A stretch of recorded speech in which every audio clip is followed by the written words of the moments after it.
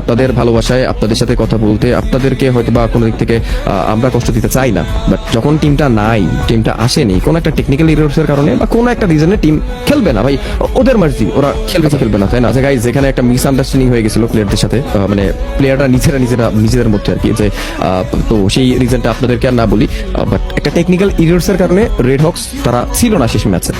আপনার কি মনে হয় যে তারা থাকবে বা তারা আসতে যাবে, তাদের ছাড়া স্টার্ট হবে? একটা টিম ছাড়া স্টার্ট হয় না লাইফে, সেটা যে টিমই হোক না কেন, প্রত্যেকটা টিমের জন্য অপেক্ষা করা হয়। আপনারা জানেন না, স্ট্রিমের আগে স্টার্ট হচ্ছিল না কেন, অপেক্ষা কেন করতে হচ্ছিল? কিছু টিম তারা আসতে লেট করছিল, তো অবভিয়াসলি তাদের জন্য ওয়েট করে। বিলাইফ প্রত্যেকটা টিমকে রেসপেক্ট করে, সে যে টিম হোক না কেন ভাই। এই কথাটা আমি আপনাদেরকে কাটিং ক্লিয়ারলি বলি, বাট তারপরে যখন আসেনি বা শেষ ম্যাচে কোনোভাবে কানেক্ট হতে পারেনি, বয়কট লাইভ ভাই, এটার মিনিংটা কি দাঁড়ায় আমাকে একটু বলেন ভাই। এমন হয়তো যে বিলাইফ বলছে না আর আজকে আসবে না, আর আজকে আমি খেলতে দিব না, তাইলে একটা ভিন্ন বিষয় ছিল, আপনি বয়কট করতেন না, বিলাইফের উড়াই দিতেন ভাই, আমি আপনার সাথে একসাথে হতাম, আমি আপনার সাথে একসাথে হয়ে বিলাইফের উড়াই দিতাম।